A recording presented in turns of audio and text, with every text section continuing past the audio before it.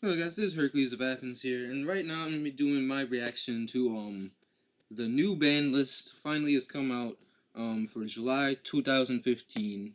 So yeah, I'm just going to get right in because I think this is some pretty interesting stuff that happened. So first off, the Gen Release of Rituals is banned.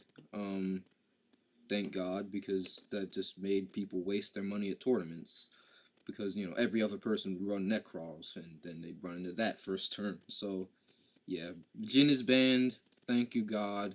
Unfortunately, now the one I actually have is gonna be kind of bad for trading. But well, hey, that's something I can put in my trade box. But and thank God, Stratos is not. Stratos will not be is not freed. Better not be freed. Will not be freed, because a lot of people think heroes are bad. But if you know a good hero player, I actually have a video of heroes, which I might link in the description below. If you want to, well, if you want to see that evil. I mean, if you don't, then you don't. If you don't want to see evil things happen, then yeah. But Stratos. A lot of people were saying should come back, but thank God Konami has enough sense not to bring it back. And then on to the next card, which is Laval Chain. Laval Chain is banned. That's banned because because a lot of people came up with like FTKs for it, and also the new engine, the new Clown Blade engine, which basically revolves around using I believe it was Intermage Trick Clown. Let me check. I'm checking on my Dev Pro, just to make sure I said the right clown. Yep, Intermage Trick Clown. Like when it's sent to the graveyard, you take 1,000 damage and special summon him from the grave. And then the other card, Heroic Challenger 1,000 Blades. When you take damage, special summon him from grave.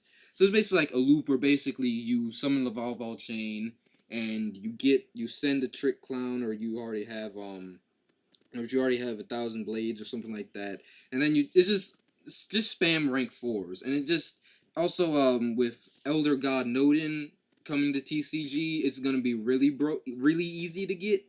So it really probably was a good idea to ban the Vol Chain. In addition, like it shuts down a lot of other like rogue decks, a lot of over like over setups. Like what I was actually trying to do with it was use it to send a Blaze Accelerator reload the grave, which I mean you guys are probably just like, Hercules, you troll, why would you do that? But hey, sometimes just things must be done.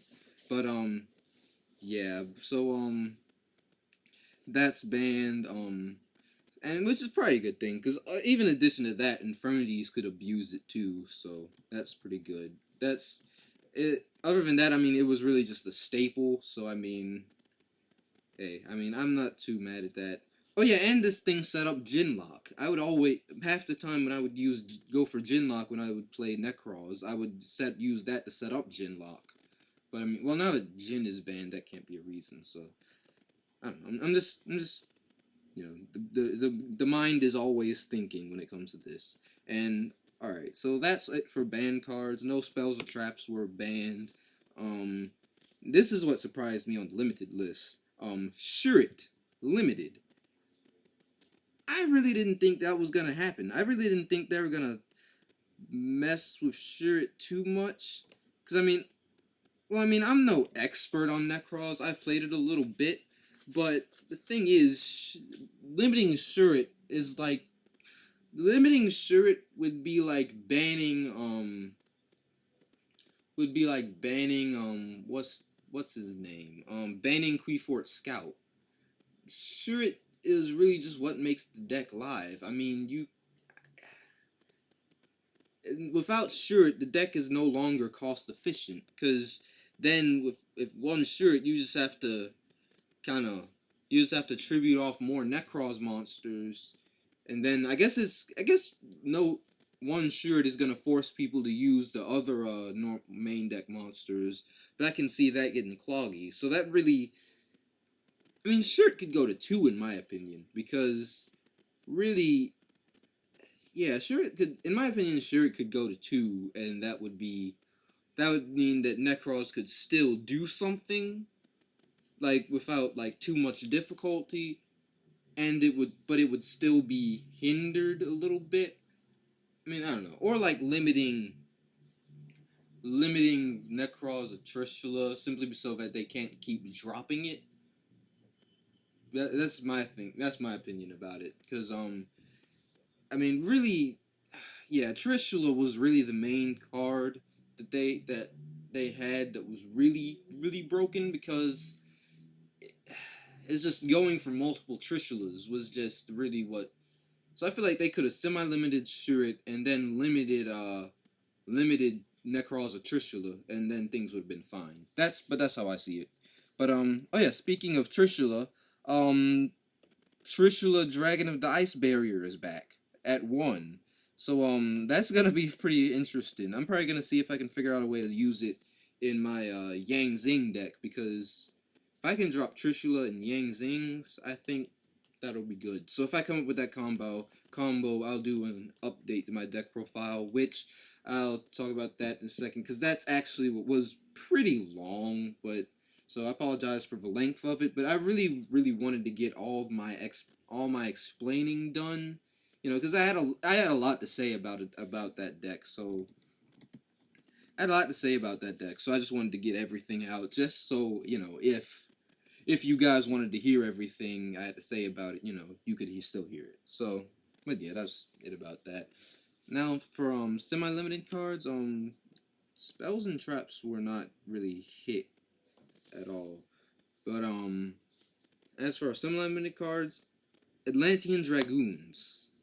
That's, as someone who's played with Atlanteans, and my first real opponent, one of my friends used to play with in a pure Atlantean build actually, but which is actually pretty good. But is knowing how Mermail Atlanteans are, because I do play them, 2 Dragoons is just almost gonna break the game. I'm pretty sure if I go and check the price, it's gonna be skyrocketed on Dragoons, because that deck is still powerful. I mean, I'm pretty sure it's gonna stay powerful as long as there is Yu-Gi-Oh! Because I mean, it's a really consistent deck. So bringing back Dragoons at 2 is really, I kind of think it could potentially be game breaking.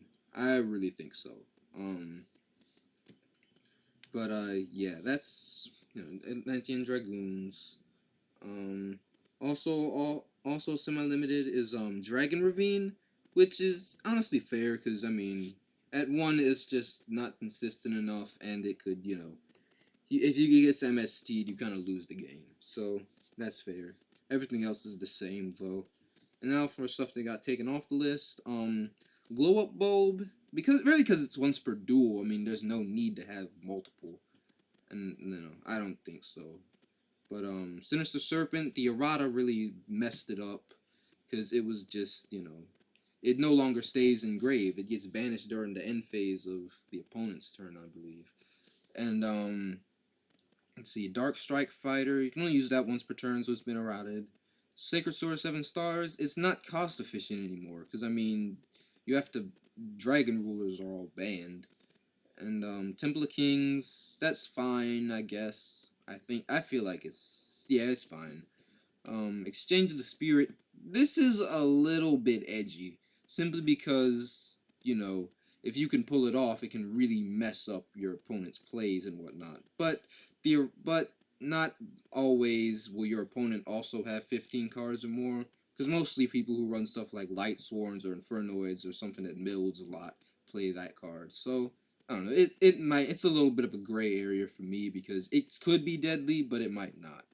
But yeah, that's it for the ban list. I feel like it's pretty good, except for the thing about Shurit, simply because I feel like limiting it would just hit Necros too hard. So yeah, that's my opinion about it. I hope you guys enjoy. Feel free to comment about what you feel about it. I'll see you guys later. This is Hercules Vaffins signing out.